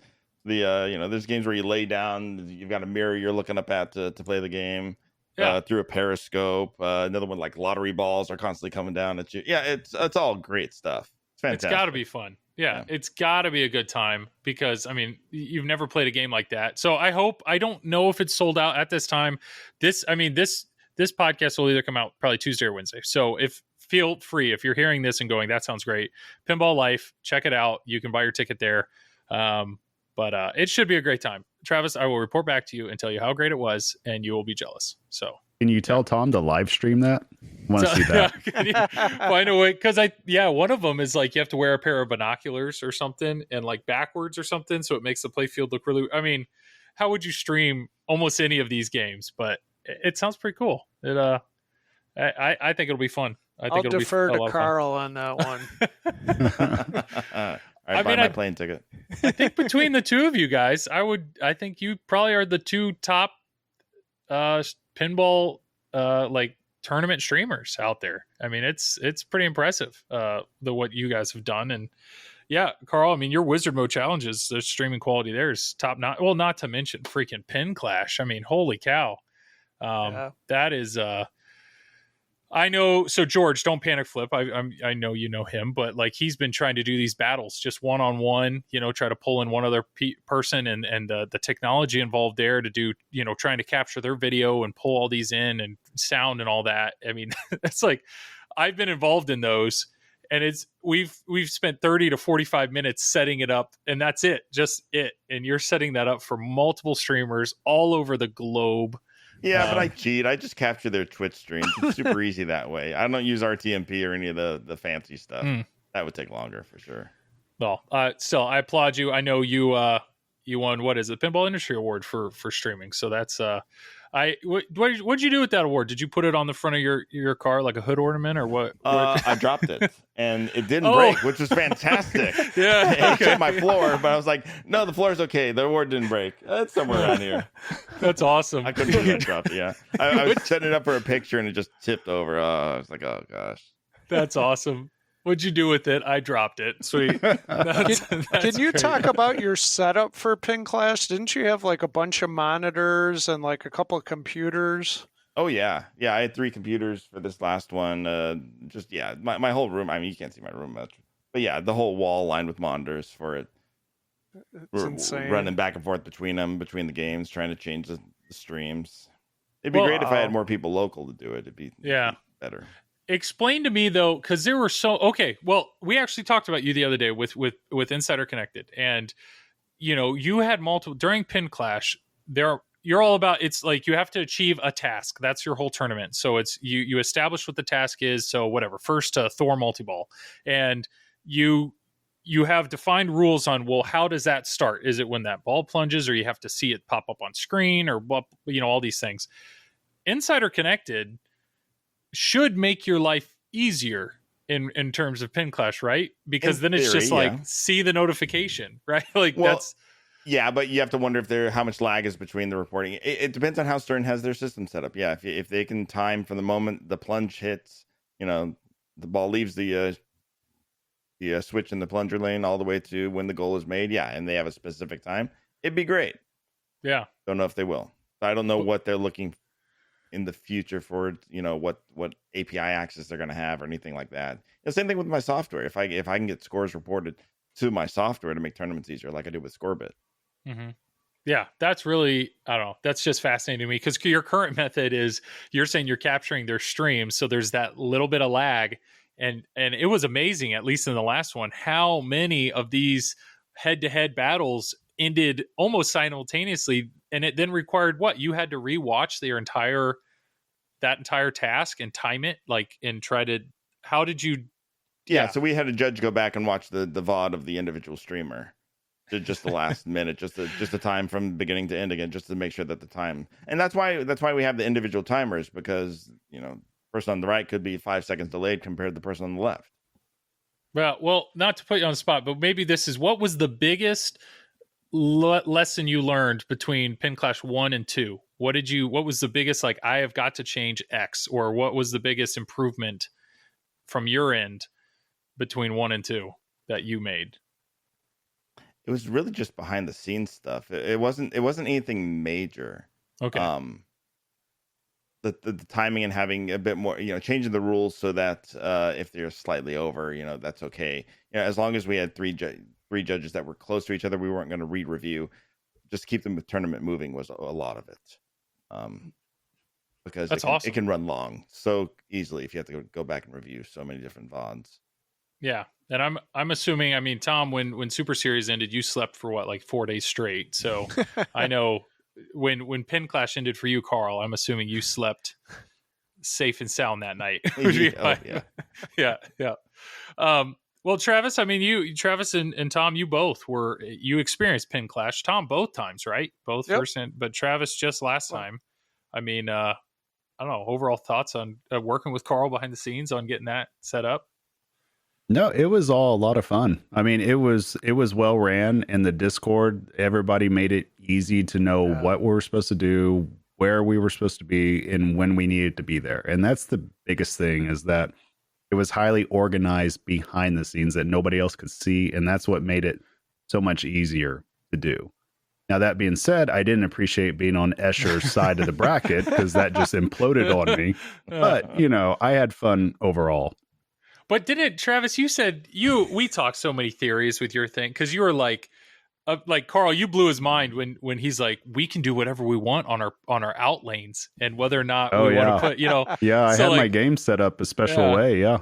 Travis is thinking I should move this out lane so I can drain easier there, and that, I mean, the level that these guys came into play went. too. Yeah, it came into play. So what it was, the feedback from the Hawkeye loop, if it didn't go all the way and it fed back to the left in lane, I removed the rubber out of there because I found that the way the geometry was, it fed much cleaner through that end lane. There was no chance of it rattling or anything like that. And I wanted it to feed clean because I knew I could ski jump over to the right side at a much quicker pace. But I left the rubber on the right side because I knew I needed to make more shakes that way.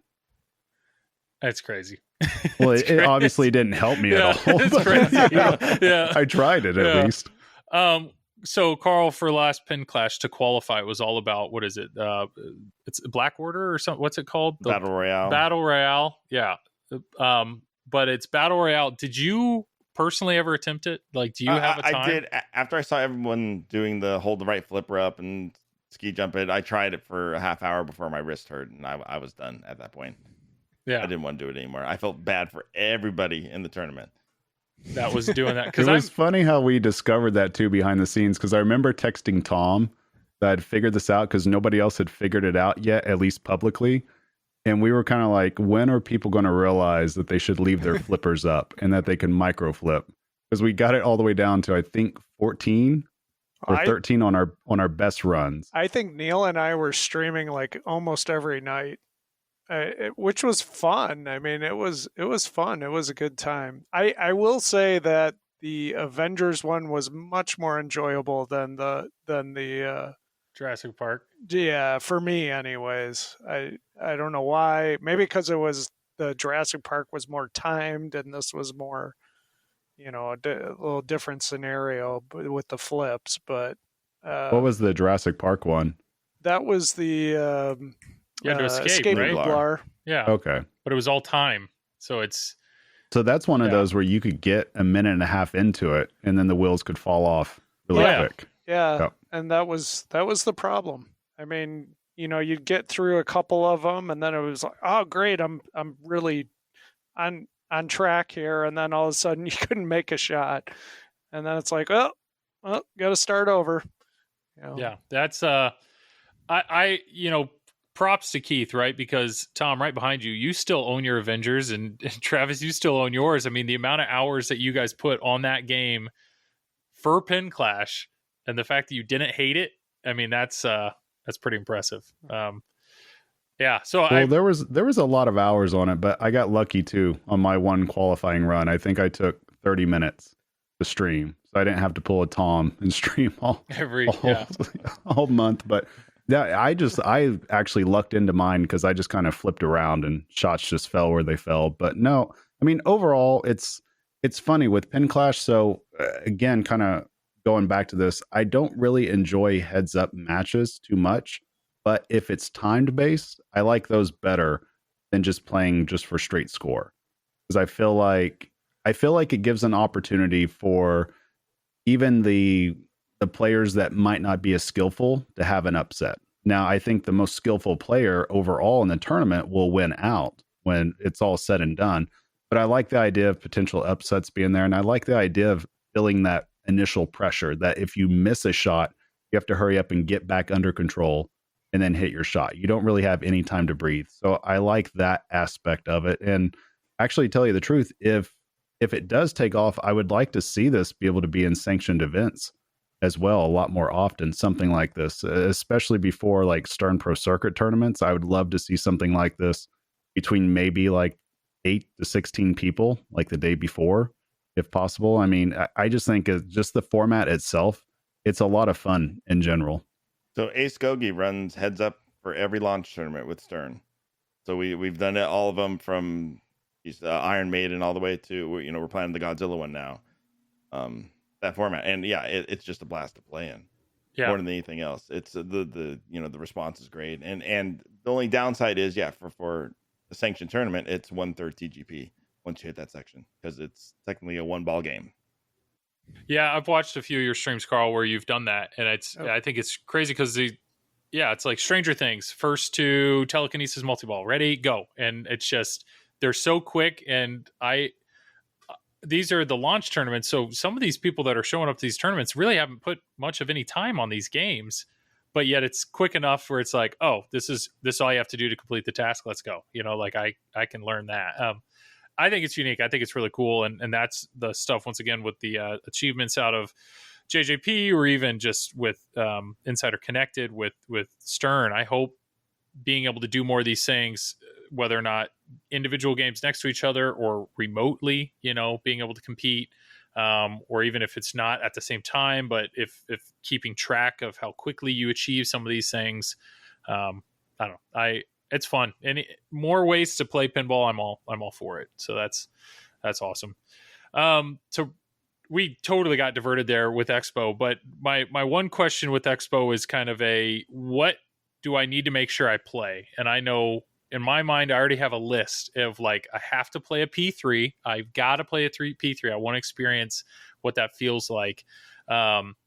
Obviously, Legends of Valhalla, I want to play that. I want to play the Jurassic Park The Pin. I've yet to play a Godzilla. I want to play that. So for most people, it's going to be the new stuff. They want to play the new stuff. But I am no Dave Fix. I have not been in this hobby for 5 years. So there's a lot of older games there that are unique, right? Or just fun games that I mean, maybe that's a question for you. Do you have an older game maybe that you like, whether it's an EM or whatever, that it's make sure if you see this game, give it a flip because it's got some cool whatever. I could just kind of drop that. I did not prepare you guys for that at all, but maybe that's it. Do you have a game that if you're walking by at a show, like Orbiter 1, right? I mean, that's a game that it's awful, right? So Rob Burke, who runs the Expo, he usually brings a lot of his games, and one of the games that he brings that I really enjoy, if he still has it, of course, is Spirit, because there's not a lot of them made, and it's just cool to see some rarer games there, and I'd recommend checking that out if it's in the free play area. Okay, all right. So some of the rare stuff, but even maybe the competitive stuff. So what was it, Karl? Your one strike was on what game? Sky Kings. So I know, and you guys all said Sky Kings sucks. So what is the thing to do in Sky Kings? Don't turn it off. Turn it off. Turn it off. But no, for real. What's the if I see a Sky Kings and I walk up to it, I want to know, can I do this? You're just light the captive balls and shoot them. So you get so no, it's not lanes or the saucer at the top and then hit the captive balls. That's the whole game. Very basic. Because I know if somebody brings the Sky Kings to an expo, they're just getting their free ticket. That's all they're doing. But Alien Poker, I know now. Okay, I want to see, can I knock these cards down in order? And that's what normally I would walk right by an Alien Poker. So are you just asking for game recommendations? Maybe that's it. So, these are. I don't know. Yeah. If I was telling somebody that's newer to the hobby and they're wanting to try out stuff that might be a little bit older, for me, it would be if I see a Viking. I always have to play Viking if I walk by it, just because it's got the spinner right up the middle. It's got the inline targets. It has a unique way that you could save the ball from an out lane to where you got to bump it back up to the in lane. And it allows you to tap pass too. So, it has a little bit of uniqueness to it in that way. And the rule set's fairly simple for people to understand as well. So, if you're wanting to try different stuff, that might be something, maybe, I don't know, maybe like a Whirlwind or an Earthshaker or something like that, possibly. Those are the games that you see those a lot at shows though. So, well, I know I'm going to, if I see a Harlem Globetrotters, I'm going to play that because I haven't played a game with two flippers, the split. So the idea of how is it really that hard or are you going to forget and scissor yourself, right? Where you drain that way, the little things like that. So you'll do that on ball one, Joel. Don't worry about it. Yep. Guaranteed. Yep. Okay. If you've never done it before, it's going to happen. Yeah. Random question for you guys. Would you want to see that type of layout in a modern pin? Like a Harlem Globetrotters? Sure. Just the two flippers on one side like that. Would you so Rick and Morty, right? Karl, Rick and Morty, you have the pop bumper as the sling. That is totally, but that excites me. Yeah, that's fantastic. I was going to say the games did not miss. I like Andromeda a lot, which has the same kind of thing. Okay. Pop bumper down there at the flipper. Yeah. But yeah, I like oddball layouts. So anything that's different besides the standard, Italian bottom, I gravitate towards. You're in. Okay. Yeah, I would like to see I would like to see it personally. The three flippers on the bottom. I think that's something that needs to come back, but it's obvious why companies like Jersey Jack and Stern won't necessarily go down that road because I don't see too many people taking a A-tier theme and doing something like that. But There I is would say if there is one modern game I can think of that has it. what's that? Starship Starship. Troopers. Oh yeah. When was that The made? little mini flipper. 90 something. Yeah. 98. So it's been a while, yeah. And so I mean that goes back to a good example though. I mean Starship Troopers isn't exactly A-tier theme. So I feel like I don't know. I feel like if American Pinball or Spooky did something similar to this, it would still be really popular.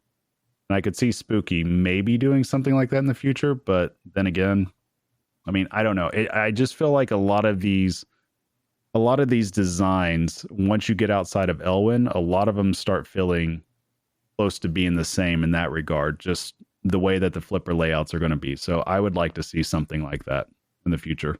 Okay. I mean, me too, but I also understand if Stern is supposed to be focusing on, they are all about bringing people in the hobby. If a casual person saw a game with two flippers like that, are they going to be excited to play that game or more scared of it? Like, I don't know. I don't know. I know I'd like to see it. I'd like to mix things up. Don't know until you try. Yeah, true. Very true. Have you played a Taxi before, Joel? Oh yeah. Yes. I'm a played fan that? of Taxi. Okay. What, so why? Say, don't miss that. Why I'm a fan of Taxi, but to the listeners, why'd you think of Taxi? What stood out to you there? I don't know. I mean, it's a faster paced game. I like the shots in general. I mean, it's a simplified layout, but it very much has a do the thing type rule set in it. And I don't know. I like playing it. I'm not great at it, but it's a fun game. All right. Well, I will say, so here's my last Expo question. I literally just finished the Loser Kid Pinball podcast before this started. And they have a bet. They have a bet on whether or not Toy Story will be revealed at Expo. Travis is saying no. He's shaking his head. Karl's a no. Tom is a no. I would assume no, but their points were what? I mean, technically, Guns N' Roses was revealed right around this time remotely. And before then, Pirates was revealed at Expo, right? So like Expo's kind of their thing, but I know from a manufacturing standpoint, I don't know. I have no, unless that whole point of the second line was get this ready to start producing the next game. And it's ready. So let's make a few Wonkas while we wait. I don't know. But the three of you guys pretty quickly said no. And that's, I'm just thinking they're behind on Guns N' Roses. Yeah. But I could be wrong there, but They're still selling October games, aren't they? The games people pre-ordered back in October are still getting. yeah. yeah, but That's so a year. Stern, right? A year ago. But Stern is, I mean, there's people that still have their Mandos. Yeah, but Mando just came out a few months ago, though, not a year ago. Okay. And that's Stern also. Stern has a very, they've set up their licenses. They, 2 to 3 games per year. Got it. Yep. Okay. Now, Joel, do you think that there's a pro to announcing that at Expo? No. Like, So what would be the benefit for Jersey Jack to announce their game? well, I mean, if Jersey Jack announced Toy Story right now, all the collector's editions are gone. I mean, they just sold, hundreds of games, and there would be a whole bunch more sales come flooding in. Now, I understand that's going to happen whenever they announce it, whether it's today, tomorrow, or a year from now. That's going to happen. But we've talked about this with Stern. Like, why do they keep doing things? And the excuse is always, well, if they have the parts, or if it's a license requirement, like we have timeline, like we only have so many years to make this game, we got to get it out. That's the only thing I could think of. Like, if Toy Story's been rumored for a long time, maybe they have all the parts there and they're behind on GNR, or maybe it's a licensing thing of, you know what, we promised it would come out in 2020. Maybe we're able to push it back. I don't know. I'm just making stuff up here. But financially, do they need the money right now? No. But if they did it, they're going to sell a bunch of them. So you're saying get that pre-order money in? No, I mean, Zach and other distributors already have lists for Toy Story, right? Oh yeah. Yeah. Oh yeah. So it's funny. I won't name them on the podcast, but there's one particular distributor I heard about today. As a matter of fact, they're trying to get a hold of 20 to 30 CEs for the next one.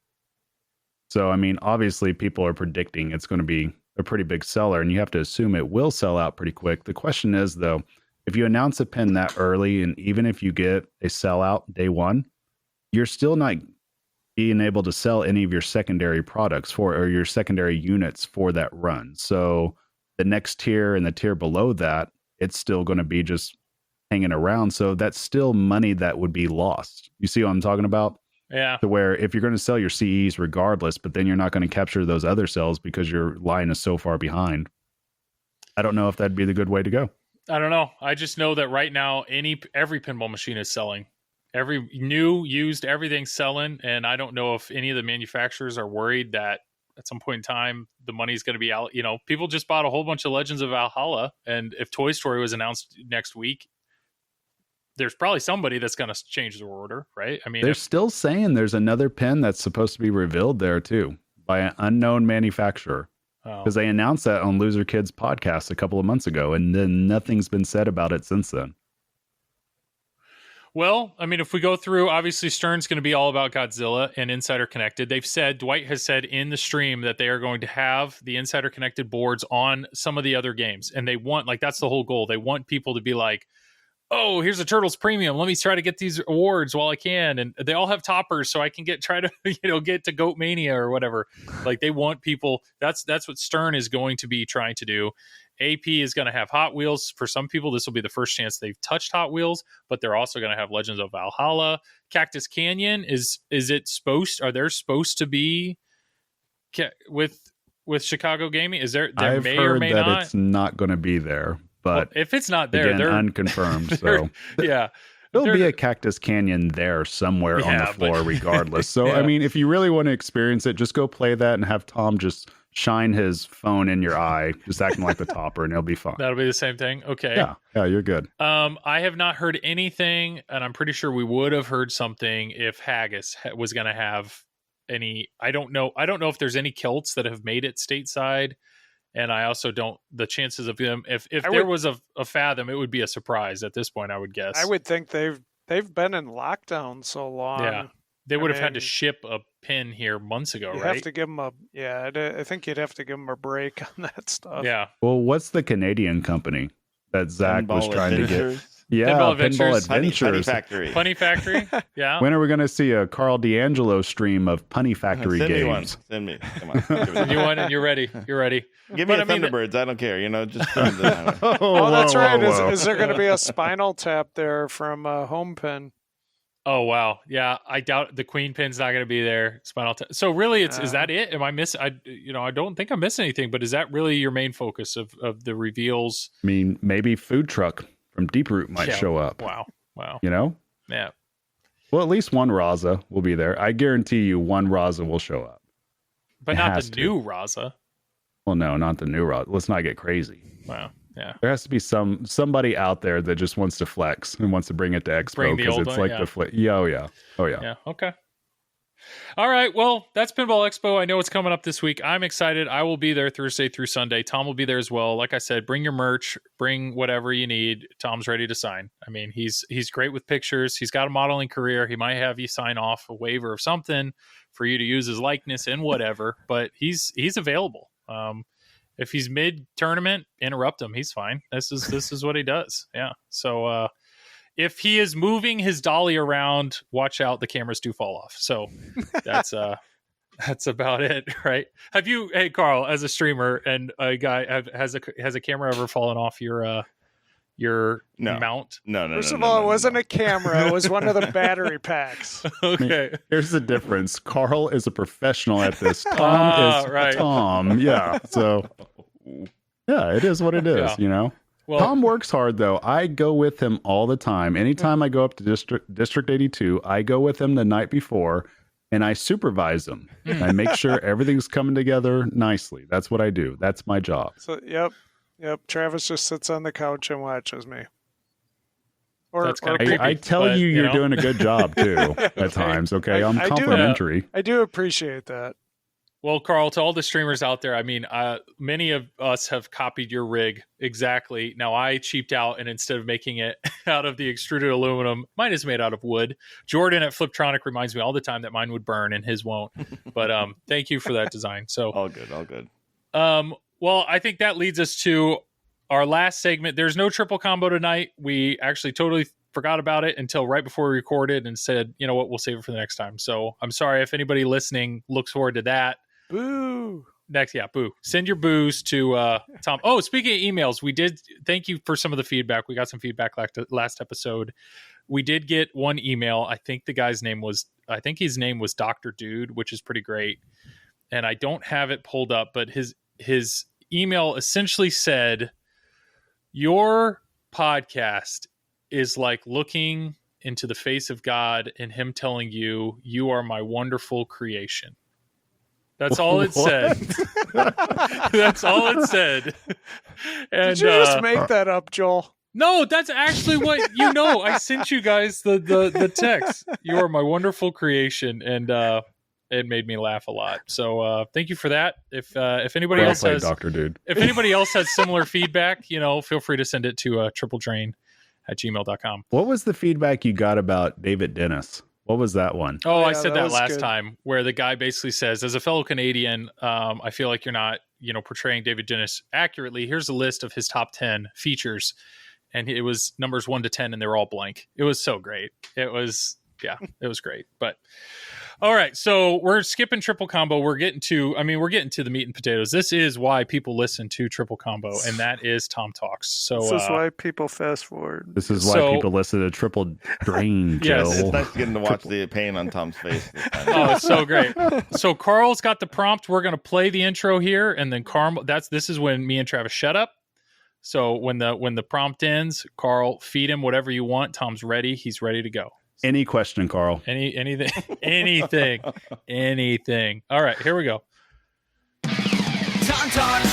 He's got something to say. Tom talks. He's got nothing to say. Tom talks. Tom talks. I got nothing. Tom, your rig scared me at District 82. It was so wobbly and had extra pieces on it. Why? What was with all the extra pieces and stuff? I don't know. What do you mean by the extra pieces? The batteries, or No, you had the extra vertical sections. It looked like that. I was looking at it, just going. oh, You had something else on there, like some extra handles with screws and stuff. I was just curious what it was. that's actually to move the rig in and out. So if I'm going through doorways, or if I want to switch it between a standard and a wide body, I can if the games are close together. But that's why. How many doors did you go through during Super Series, Tom? 0. But if he had one, he could have done it. It was okay? meant for my house. He had one. All right. Well, there we go. That's it. I'm off this He podcast. had something to say. Tom talks. He had nothing to say. Tom talks. Tom talks. I got nothing. Yeah, I just complimented his rack, the originator, the design, everybody. He's perfected. Rig.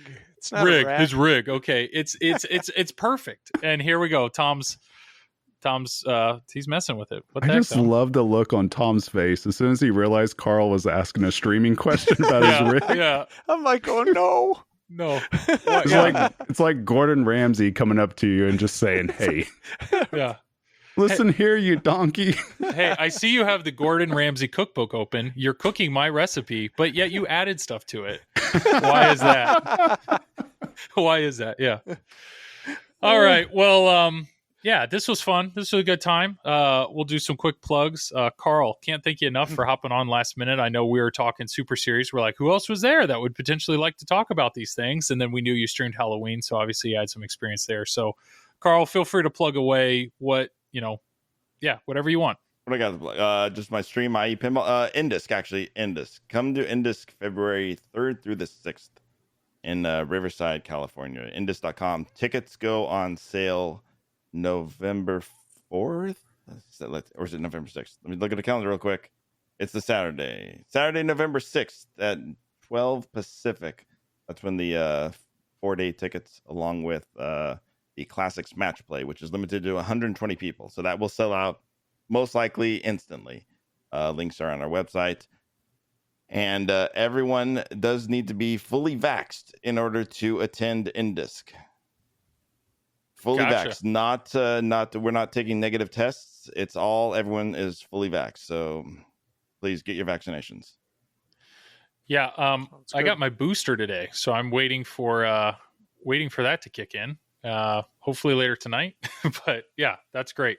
Karl, real quick, technical question. How do you prepare technically for that, where you're going to sell out instantaneously from how do you because everybody's just sitting there hitting F5, right? Like, how do you keep it from crashing? Spooky's game, like when Halloween's went on sale, everything crashed. How do you prepare? I know you prepare for things. I mean, there's only so much you can prepare. It's whatever platform you're using. So this year we're actually using a new platform because we've partnered with the Riverside Game Lab, which is an arcade right down the road from the convention center. They're running the Festival of Fights, and they use a site called Smash GG, which is used for fighting game tournaments and stuff like that. So all our tickets are running through that site, and we've been assured that it should be able to handle the load we throw at it with no issues. We'll see if that's the case or not. Yeah. How many tickets? Because I'm assuming, I mean, this is a huge tournament, but also some of these competitive fighting tournaments are exponentially larger than what you're doing. Right. And what I was told was this site was built because the people in those communities, they were tired of dealing with the ticketing websites that were crashing and having issues and charging fees. So the community built this site. So very cool. We'll see. Cool. Awesome. Well, thanks again, Karl. Travis, go ahead, man. Yeah, you guys can find me over at YouTube at Marv Loco, but I'm actually about to rebrand it, so it'll be under my actual name here pretty soon. What? I know, crazy. I know, moving on up. What's your middle name, Travis? You throwing that in there? No, Joel. I'm not. Aloysius. Travis Aloysius Murray. Yeah. Okay. You can't even say my last name right, Joel. Joel, what's my last name? Murray. We've gone over this before. There you go. Murray. Good job, Engel. Ugh. Perfect. That was flawless. You had it. There you go. Good deal. Tom, plug away, man. Fox Cities Pinball. You can find me on Twitch and YouTube, also on Facebook and Instagram, and I will be streaming the Expo tournament October 28th through the 31st. Awesome. And that's on Fox Cities Pinball then. Correct. All of it. Perfect. Yeah.